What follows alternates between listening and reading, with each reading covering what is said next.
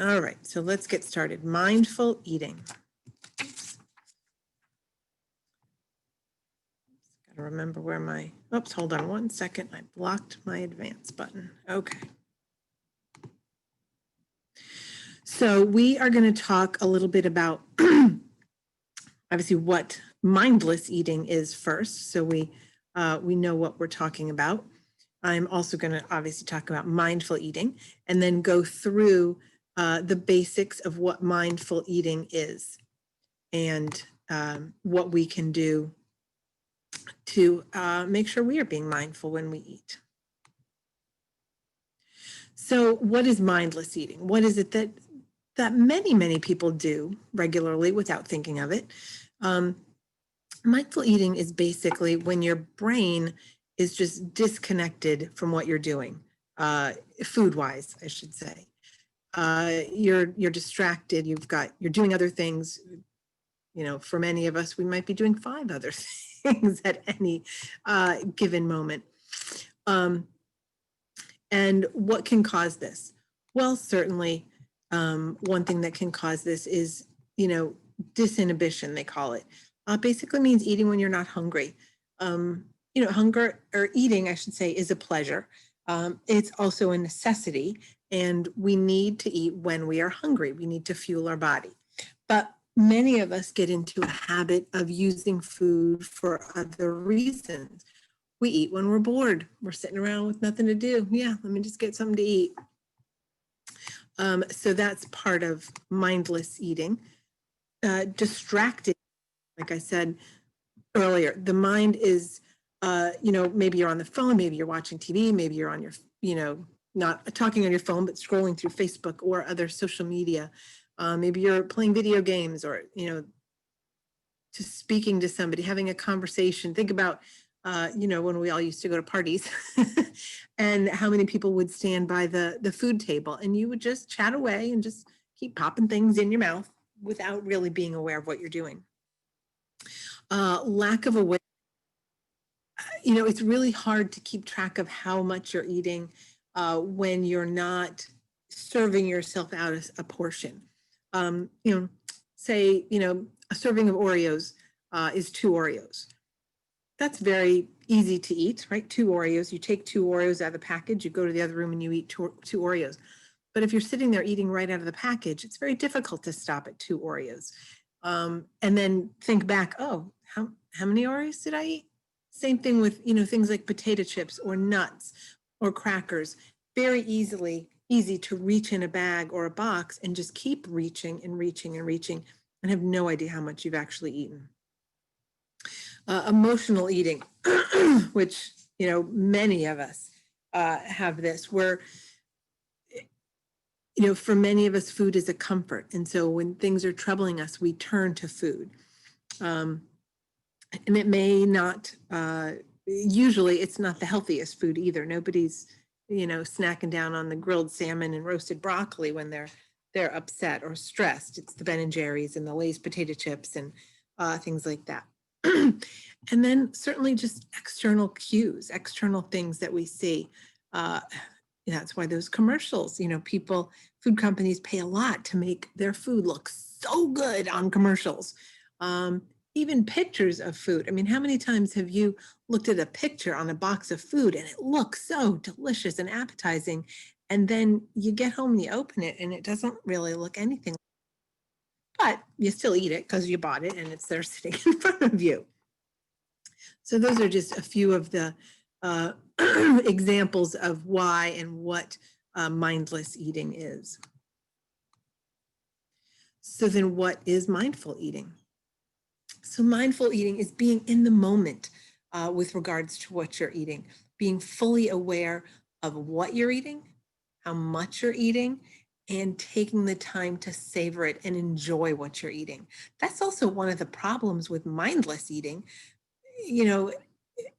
Because you're not paying attention to what you're eating, you're not really getting that full flavor and that full enjoyment. And like I said, food is pleasure. We should be enjoying our food. So there are simple changes that we can do to help promote a more mindful eating. And actually at the end, I'm going to have a little example of a mindful eating sort of test you can do for yourself, or just experience you can try. But right now, some of the simple changes to these all more in detail. So I'm just going to read them off right now. But, the serving out of food, how, presenting food, putting it in bowls and things like that. Out of increase the inconvenience of eating. Slow and steady. Unplug. Write it down, and don't overindulge on, quote, health foods, or perceived health foods, maybe is a better word, better explanation. All right, so the first thing is serve portions, and serve modest portions. I mean, the top picture is a serving of popcorn. That's probably looks like about a couple of cups of popcorn. Actually, a serving of popcorn is usually 3 cups, but this to me looks like about 2 cups of popcorn. If you sit down with that bowl, you're going to eat 2 cups of popcorn. If you sit down with that bag, which I can't imagine anyone would do, but that's close to the size of the jumbo popcorn at the movie theater. If you sit down with that bag, are you going to eat 2 cups of popcorn? And then some. You're definitely eating 2 cups, but you're probably eating a lot. So, part of mindful eating is just really serving out a healthy or an appropriate amount. Because once you've served out the food, chances are you're going to eat it, especially if we've got any of those other mindless scenarios going on. If you're, maybe your situation, you have to work during your lunchtime. Well, so serve out a modest portion. That way, if you are a bit distracted, maybe because of a meeting or something you're doing, at least you're not going to go overboard on the quantity of what you're eating. Choose smaller plates and bowls. Nobody says you have to have ice cream, I'm thinking of, I don't know why, or even cereal in a huge mug. I mean, that's going to give you a large serving of cereal. A small salad bowl might be a good serving of cereal, or, whatever it is you're eating. So by using smaller bowls and plates, it's much easier to stick to a more appropriate serving size. Out of sight, out of mind. So if you open your refrigerator and you see everything that's on the left in this refrigerator, you're pretty certainly, if you are going to eat something, it's pretty certain it's going to be a healthy food. Okay, there are lots of healthy options in here. So you're hungry, you want to eat some fruit, you want to get some milk, some water, some veggies. There's lots and lots of healthy options in this fridge. If you open your cupboard and this is what you see, not that these foods are, I'm not about banning foods and saying you should never eat less than healthy foods, but that word we all hate, moderation, is very important. So, maybe you have one of these treats in the pantry or in the, in the cupboards, but the cupboards don't need to be filled with these. If you open this cupboard on the right, it is highly unlikely that you will be choosing a healthy snack, because there's not really many, if any, healthy options available. Not sure what's blocked by my little note there. But, you want to make it so that it's easier to eat healthy. It's easier to make those healthy choices. So if I'm looking in my cupboard and my cupboard's full of whole grain crackers and, fruit cups and whole grain cereals and, dried fruits and nuts, yeah, maybe there's one package of cookies or one package of potato chips, but because there's so many other things available, there's many situations, many times where I may choose the healthier choice over the less healthy choice. But if all you see are the less healthy choices when you're choosing your food, not going to make the healthy choice. So by making the less healthy food less obvious, so that you really, yeah, again, if we're eating because we're bored and we're looking for something to snack on, we open the cupboard, we're going to grab what's convenient. If the honey buns are hidden in the back of something, so we remember we're there when we really want them, that's fine. But when we're just looking for something to eat, if they're not the first thing we see, we're more likely to make a healthy choice. Increase the inconvenience. So if you have, say, a bowl of candy on the counter, and this is, so common in offices, especially. It used to be, the people who had the bowls of candy on the counter, on their desks, how many people walked by and grabbed a handful every time they went by? It was very convenient to do so.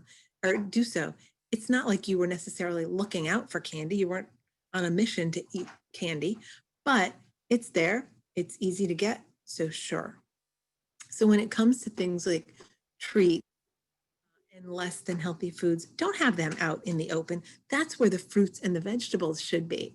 So, it's funny. I often tell this story of one day my daughter had some friends over, and I had just come home from the grocery store and had a whole counter full of berries and grapes and everything that I had just washed. And the girls went into the kitchen for a snack. None of them said to me, "Oh, could we have some healthy fruit?" No, but all of that fruit was just right there in front of them. So 10 minutes later, when I walked in the kitchen, I had a few, straggly strawberries and a couple of, they had eaten all of it, because that's what was easy, convenient, and right out in front. So make sure it's the healthy foods that's out in front. Put the healthy foods in the front of the cabinets, on the countertops, in the front of the fridges, and make the less healthy foods more difficult to get. They're in drawers. I need to walk and open this and do that. I know it sounds silly, but it's sort of one of those mental games we play with ourselves. Make it a rule that eating requires food to be served on plates or eaten at the table, or a combination of both. That will help cut down the, taking the bag of chips and bringing it to the living room and diving in. It reduces that grab and go, basically. So, just again, it's a mental trick, but making things more inconvenient. The more inconvenient it is, the less likely you are to just grab it. Eat slowly. You may have heard this before, but this is a huge issue with mindless versus mindful eating. When you're eating mindlessly, you're just sort of shoveling the food in, you're not paying attention, and often you're eating quickly. That fork never touches the table the minute you pick it up. But what happens, one of the problems with that is it takes several minutes, 15 to 20 minutes, for your stomach to tell your mind it's full. So think of how much food you can shovel in like a 10-minute time frame, 10 minutes before your stomach has even signaled, yeah, it's time to stop eating now. So it's very unlikely that you end up overeating because of this. So by taking things slow, setting the fork down, taking smaller bites, tasting each bite, actually, not just shoveling it in, oh, let me get another one, let me get another one, really that bite, savor it, enjoy it. You may find yourself eating a lot less because you'll realize, oh, okay, yeah, I'm full. Also, what a lot of people do, they eat their first, thinking dinner specifically, you eat your first serving so quickly, 10 minutes maybe, and you're done. You get your second helping and you're done your second helping, again, before that brain even knows that your stomach is full. So that's a real issue with people, is doing it that quickly. If it takes you 12 minutes to eat your serving, you may realize, oh, yep, one serving is fine. I don't need that second serving. Unplug. So I know at our house, we have a rule. There is certainly no electronics at the table. Let's see. I think somebody's unmuted there. I hear some sound. So if someone would like to mute them, make sure they're muted. That would be great. So you want to make sure that you are unplugged, put video games away, computers, phones away. Make sure all those things are not at the dinner table, at the meal table, wherever it is you eat. One other benefit to this, especially if you have a family, is the opportunity to really just plug into the family. You know, this is the time, especially now, you know, my kids and my husband are all home. So dinner time is one of the times where we all get to sort of talk and see how the day went and talk about what we're going to do for the evening or weekend plans or things like that. So not only does this allow you to plug into your meal and be really aware of what you're eating, but it also gives you an opportunity to plug in with the family as well. So keep that in mind. You know, there's another positive to doing so. I mean. All right, a food diary. I don't know if anybody has kept a food diary before.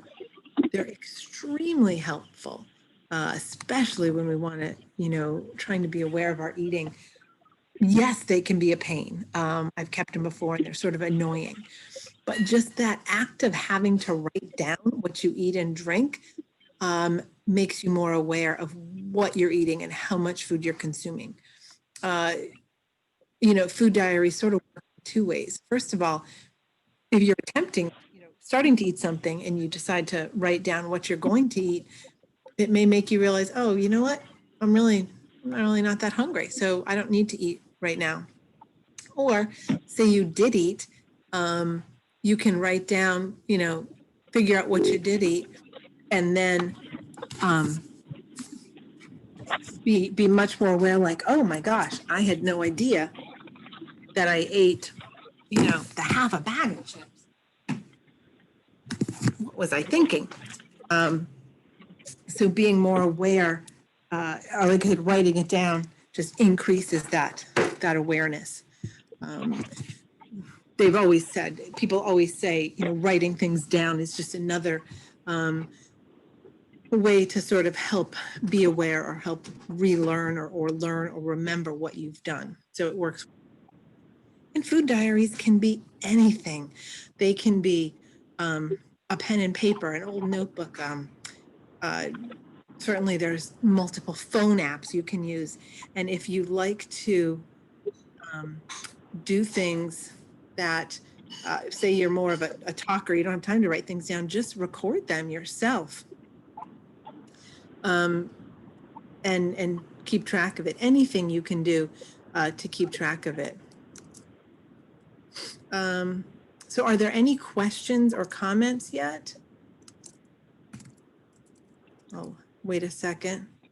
Let's see.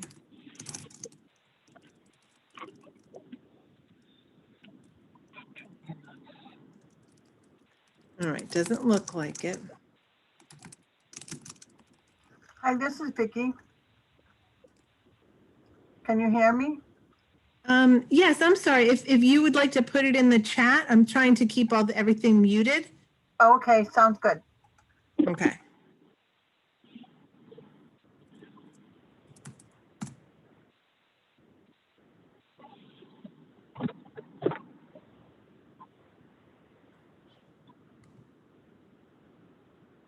All right, so we will go on to the next slide. It looks like somebody's going to have a question, so I will be ready to answer that. And this is basically our last. I know we're getting near the end. This is our last, one of our last slides. Okay, so the question is, I find it difficult as I'm an emotional eater. Any suggestions? Yeah, the emotional eating is difficult. What I often tell people who are, you know, struggle with that is, again, this whole, it's really all mind games. So what I tell people is when you are, when you're feeling fine, when, you know, nothing is triggering you to be eating, whether it's, you know, stress, anger, sadness, sort of write down some things that you could do when you are in that point when you're struggling. It may be call a friend. It may be, you know, whatever your habit, you know, your hobbies are. If you have hobbies, it may be knit, it may be do a crossword puzzle, go for a walk. I always really like the go for a walk one because it's sort of two birds with one stone. You're not eating, but you're getting some activity. So make a list of all the things that you could do when you are in that struggling stage. And then put that list on the refrigerator, put it on the cupboard, put it everywhere where the food is. And that way, when you're sort of dealing with the, oh God, I just want to eat something. Um, I'm not saying that this is of the time, but if it works 50, 75, 80% of the time, and it turns you to one of these other activities instead of eating, it's a win. So, like I said, sometimes it may be difficult to just, you know, just, you may just say, forget the stupid list and I'm going to eat anyway. But like I said, if it helps you, you know, 50% of the time, 60, 75, whatever, I feel like that's a win. And so that's one option. Again, the goal isn't to be perfect. The goal is to be as good as you can be. And any improvement or any success, no matter how small, is a win. So like I said, just when everything's sort of hunky, going fine, that's when you make the list. And it can be, like I said, anything. It can be calling friends, who knows, painting your fingernails, because you can't do that while you're eating. Like I said, I love going for a walk, playing a video game. If you like video games, doing a crossword puzzle, you know, if there's a hobby or a craft you like. So that's what I like to do, sort of make yourself a pre-emotional eating list. I hope that makes sense. So another area where we have a problem with mindless overeating is, you know, so-called health foods. And some of them are health foods, many of them are not. And what I'm considering specifically are the things, you know, these claims, gluten-free, lower in sugar, made with whole grains. That's great. Some of those instances, some of those are, that's, if you need to keep gluten-free, then gluten-free is a good claim on your food. If you don't need to keep gluten-free, eating gluten-free isn't necessarily healthy. There are gluten-free cookies, there are gluten-free cakes. You know, that doesn't make it healthy, but a lot of people have this misconception that, oh, if it's gluten-free, oh, it's healthy, I can eat as much of it as I want. If it's low in fat, if it's low in sugar, I can eat as much of it as I want. And again, that's one of these mental things that we, you know, we may not even be aware we're doing. I know years ago when the first like low fat cookies first came out, they were called Snackwells. I will remember this. And I think a serving was still like two cookies, the same as like for a package of Oreos or whatever it was. But they actually had more calories than the not low fat ones. So basically what I'm trying to say is eating 2 Oreos, you would have gotten fewer calories and less sugar. I think, no, you got more sugar. So less calories in 2 Oreos than in 2 low fat cookies. But because they were low fat, people would eat 4, 6, 8, 10 of them. And so that is mindless, and you're not really doing anything healthy for yourself. So be careful of believing foods are just super healthy because of a certain label that they may have. So that's one thing to look out for. Yeah, and look for, if you are looking for health foods, make sure you're looking at the ingredient list. And I shouldn't say health foods, nutritious foods. Make sure that you're looking on the ingredient list, not necessarily the food claim up front. Something that says it's made with whole grains may not be, if that's what you're looking for, a whole grain food, may not be necessarily a good source of whole grains. It just means there is some whole grain somewhere in there. So if your goal is to look for a whole grain food, make sure that a whole grain like whole wheat flour, oats are the first ingredient. I know this isn't about label reading, but I like to throw that in there because I think it can be tricky. So in summary, like I said, we're almost near the end, but we're going to go through the little thing I have for you, the little lesson I have for you. When we're talking about being more aware, more mindful of what we're eating, we want to be looking at things like our portion sizes and our bowls and our plates, and making sure that we are serving ourselves out. We are not eating out of the container. It may be frustrating, it may be a pain. It takes you, maybe a minute to serve something out versus eating out of the package. So it's not a big deal. Making sure when you do go to eat, as much as possible, try to identify between physical and emotional hunger. So am I feeling hunger in my stomach? Do I feel empty? Or am I feeling bored, stressed, anxious, upset, and I just want to eat because of that? And again, that's where, we'd had that question. That's when we go to, okay, if I'm not necessarily feeling the hunger in my stomach, what else can I do besides eat right now? And then that list comes in handy. What are the other things that I can do? There's lots of things you can do besides eat. It's just when you're already in the struggle of being anxious or being depressed or being stressed, you don't want to take the time or energy, and maybe you don't have the energy to really think about what your other options are. At that point, you're thinking, oh, this is the only thing I can do. This is the only thing I want to do. So that's why it's really important to make that list ahead of time at another, when everything's smooth sailing. Don't leave those treat foods, blatantly obvious. Don't leave them sitting out. I have to say I'm guilty right now. We have some leftover Halloween candy in a bowl on the counter. And I've eaten far more candy in the last, 2 weeks than I normally do. Luckily, it's almost empty. But, prior to that, we had a bowl of apples out. So we really want to have the apples or the pears or the oranges or things like that out, and not the candy. Eat slowly, take time.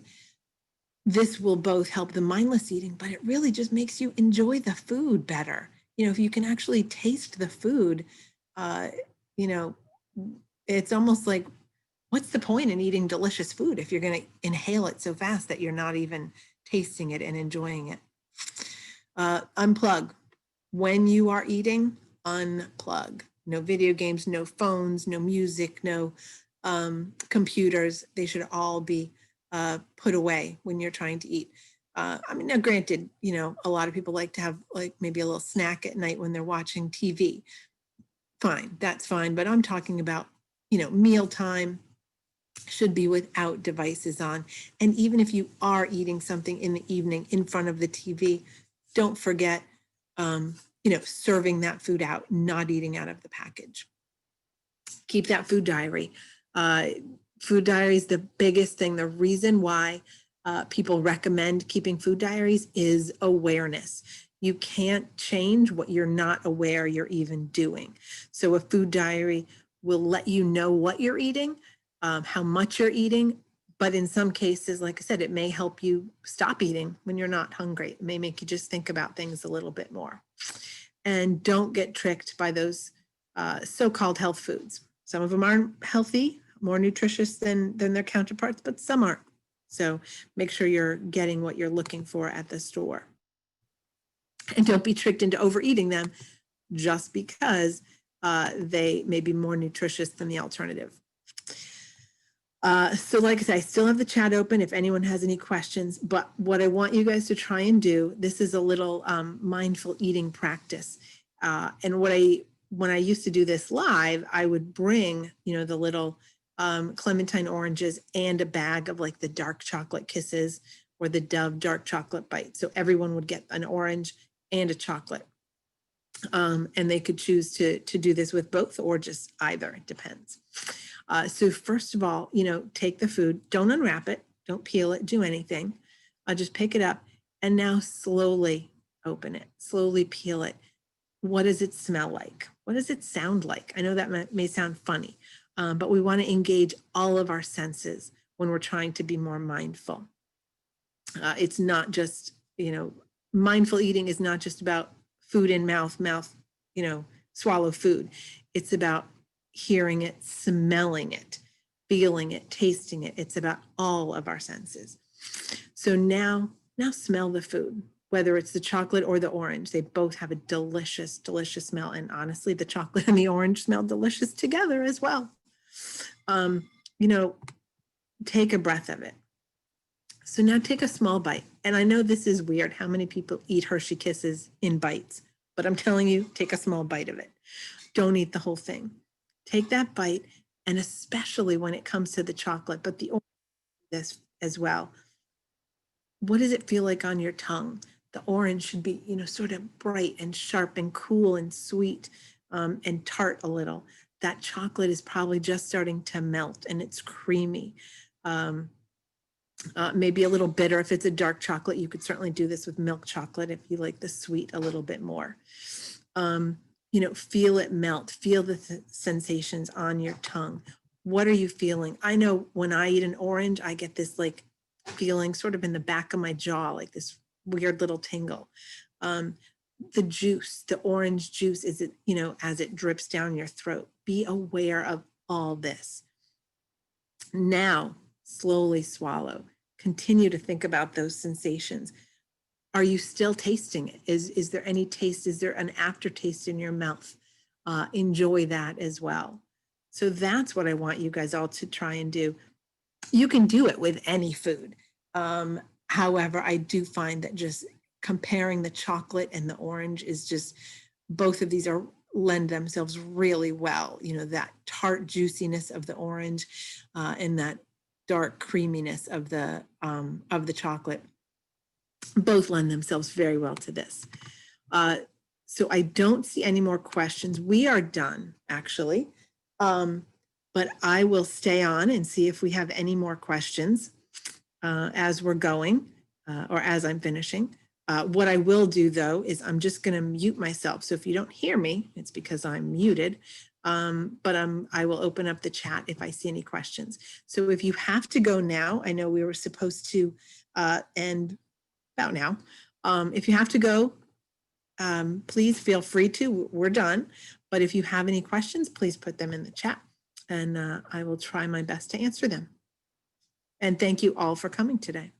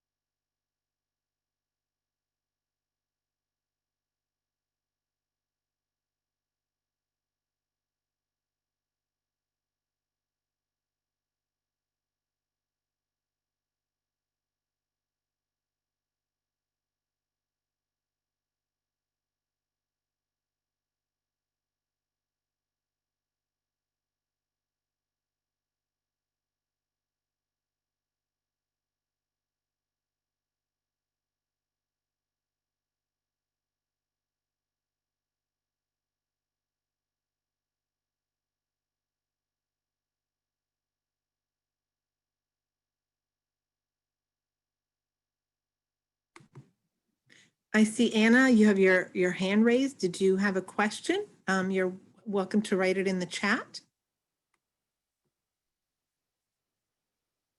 Or at this point, if you're more uncomfortable, if you want to just ask it, I can turn the volume up as people are leaving.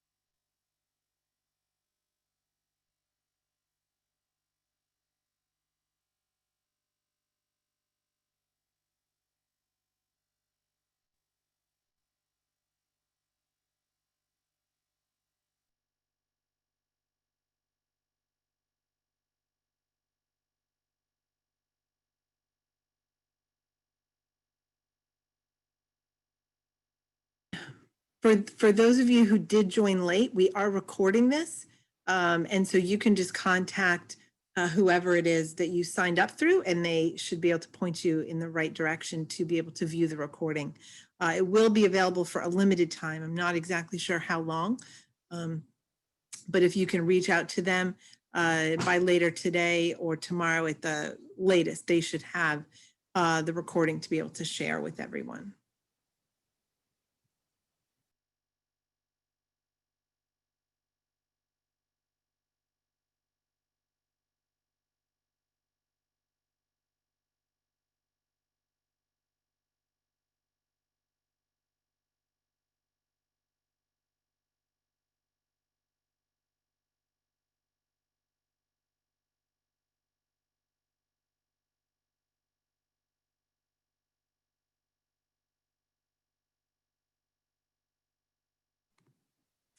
All right, well, it doesn't seem like we have any more questions, so I'm just going to say goodbye to everyone, and I hope you all have a great day.